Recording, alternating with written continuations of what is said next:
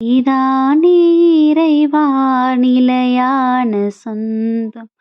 உனையன்றி உலகில் எனக்கேது பந்தம். நீதானே இறைவா நிலையான சொந்தம். உனையன்றி உலகில் எனக்கேது பந்தம். உன்னருள் ஒன்றே எனக்கு தஞ்சம். உனை என்றும் பிரியாது ஏழையின் நெஞ்சம்.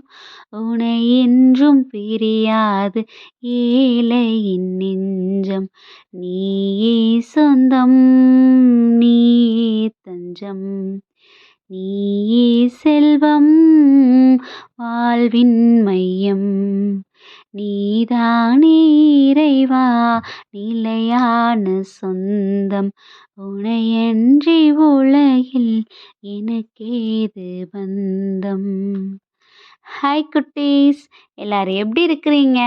ஹாப்பியாக இருக்கீங்களா? ஜாலியாக இருக்கீங்களா?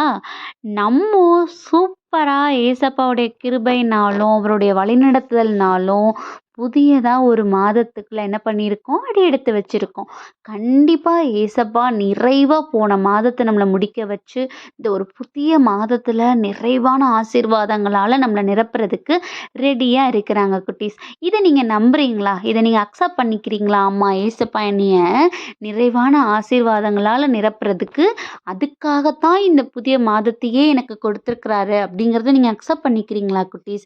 கண்டிப்பாக அப்படிப்பட்ட ஒரு விஷயத்தை நம்ம அக்செப்ட் பண்ணிக்கும் போது நம்ம எவ்வளோதான் ஒரு ஒரு குழப்பமான மனநிலையில் என்னதான் நடக்குமோ அப்படிங்கிற ஒரு பயத்தோடு நம்ம இருந்தாலும் கூட எப்போ அவர் என்னைய பார்த்துட்ருக்காரு, அவர் அதுக்காகத்தான் நான் நிறைவாகணுங்கிறதுக்கு தான் இந்த புதிய மாதத்தையே எனக்கு கொடுத்துருக்காருன்னு நம்ம அக்செப்ட் பண்ணிக்கும் போது கண்டிப்பாக எதுக்கு இருக்கிற ஸ்ட்ரகிள் எல்லாம் ஒன்றுமே கிடையாது குட்டீஸ்.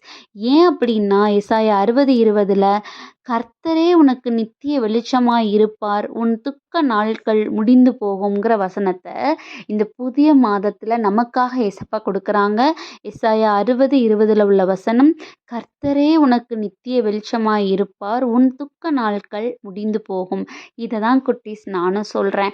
நமக்கு இந்த புதிதொரு மாதத்தை எடுத்த உடனே இந்த மாதத்துடைய ஃபினான்சியலை குறிச்சோ இல்லை இந்த மாதத்தில் என்ன நடக்குமோ, நமக்கு எக்ஸாம்ஸ் இருக்கலாம், இல்லை நமக்கு ஏதோ ஒரு விஷயங்கள் நம்மளை பயமுறுத்துகிற மாதிரி இருக்குதுன்னு வச்சுக்கோங்களேன், அதை குறித்து பயப்படாதீங்க.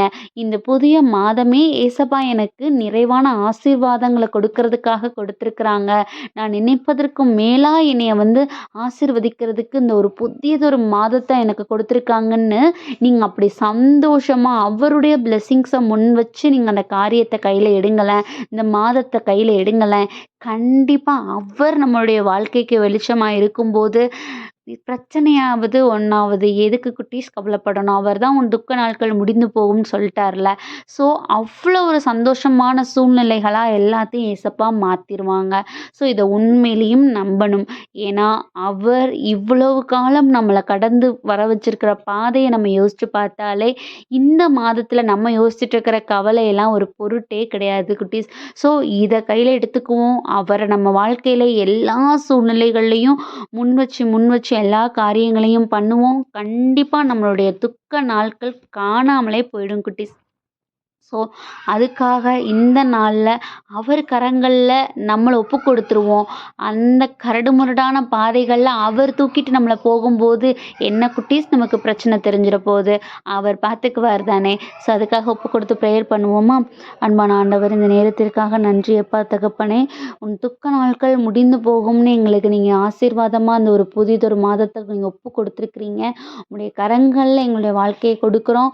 நீங்கள் தான் எங்களுடைய கடந்து வந்த பாதைகளை கடந்து வர செஞ்சுருக்கிறீங்க. இனியும் கூட எங்களுடைய ஒரு ஒரு பாதையும் உங்களுடைய சித்தத்தின்படியாக இருக்க உமது கரங்களை ஒப்பு கொடுக்கிறோம். ஆமேன்.